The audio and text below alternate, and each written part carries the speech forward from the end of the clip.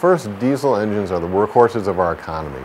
They transport our children, they build our roads, they build bridges, they build our homes, and they restore wetlands and streams. However, they do have a dark sooty side, and that's in the emissions that they produce. Their emissions have been linked to asthma attacks, heart and lung disease, cancer, and even early death. In fact, diesel soot contributes to 21,000 deaths throughout the United States each year. And some of this soot is so fine, it's 1/30th the width of a human hair. So 30 of these particles can fit on the width of a human hair. So what that means is when we breathe them in, it bypasses our body's natural defenses, gets lodged in our lungs, and it could go into our bloodstream. And over 30 years of medical research has associated diesel soot with those health ailments. In fact, right here in Franklin County, the lifetime diesel soot cancer risk is about 223 times greater than the U.S. EPA's acceptable level of a cancer risk of 1 in a million. So here we are, we have the diesel particulate filter that's been installed on this wheel loader. Now, a diesel particulate filter is a type of emission control device, and as you can see, it is installed at the top, and it's going to virtually eliminate black carbon emissions that come out of this vehicle. Now, that's important for a couple different reasons. One is, black carbon from diesel engines is about 2,000 times more potent climate warming agent than CO2 or carbon dioxide. CO2 acts like a blanket, whereas the emissions that come out of this vehicle, the black carbon, actually generates heat when it's cooked in the sun, or it generates heat when the sun hits it. So by virtually eliminating these emissions, the black carbon emissions, we're going to have an immediate climate benefit because black carbon only stays in the atmosphere for about 7 to 14 days, whereas CO2 stays in the atmosphere for about 100 years or longer. So we could have an immediate climate benefit by reducing the black carbon. And with diesel pollution, diesel engines in the United States make up about 57% of the black carbon emissions in the country. And the U.S. leads the world in terms of black carbon emissions. In 2007, the U.S. EPA required all new on-road heavy-duty diesel vehicles, that would be your school buses, your semis, things like that, your dump trucks, to have a diesel particulate filter installed. Now that filter reduces the pollution by about 90–95%. And then in 2010, the regulations kicked in to control for the nitrogen oxide emissions. And here in Franklin County, there's two main pollutants that the U.S. EPA regulates for. Particulate matter 2.5, which is 1/30th the width of a human hair, and then also ozone pollution, or also known as smog. And so diesels contribute to both, but they also have a nitrogen oxide component to their emissions. And what that does is it cooks in the summer sun along with volatile organic compounds in the long days of summer, and that's what causes that ground level smog, which of course gives us the air quality alert days. Now with the US EPA rules, they are in effect now. However, they're not going to, the full health benefit of those rules is not going to be seen until 2030 at the earliest. There are solutions out there. The easiest thing fleets could do is not idle their vehicles. That's just wasting money, polluting our air, and impacting our health, impacting the workers' health as well. We still have that legacy fleet that's out there. There's estimates of 11 million existing diesel engines that are on the road or working on construction sites across the country, and they're heavily polluting.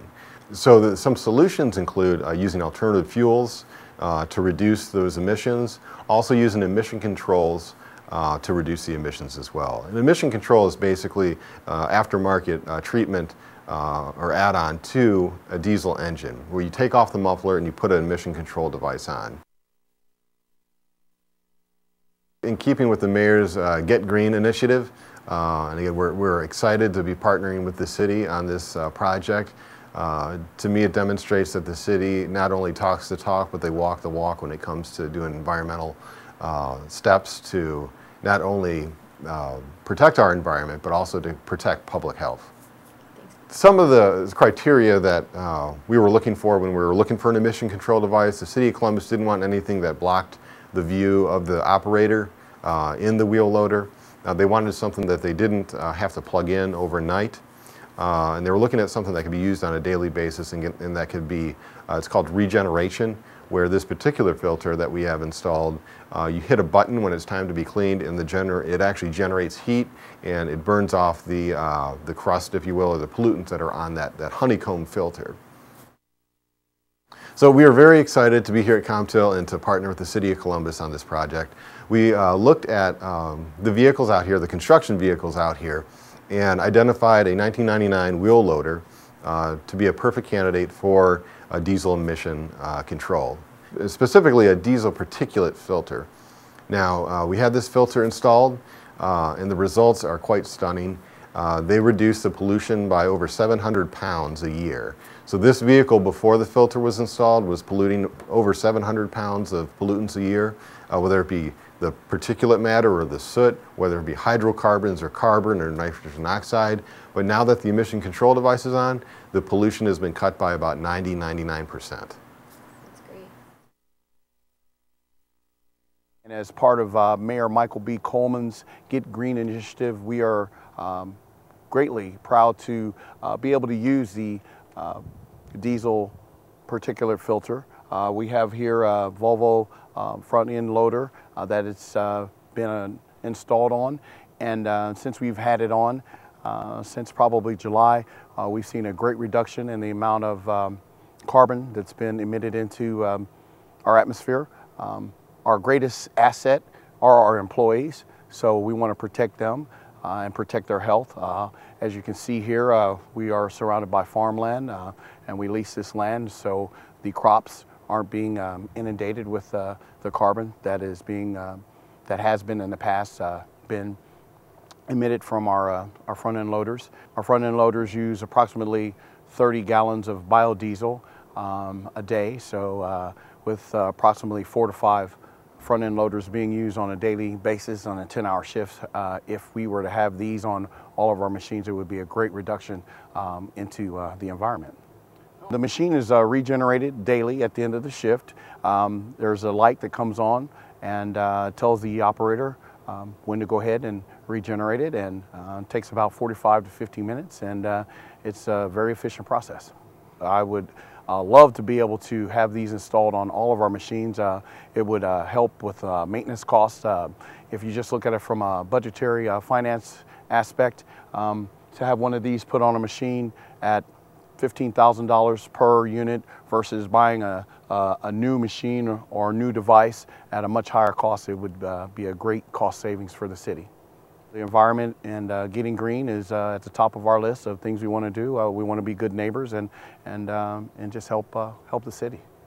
By installing a filter, it could make fleets competitively, give them a competitive advantage, if you will, over other fleets, because some places require that the diesel equipment have filters installed or meet a certain level of reduction in pollution.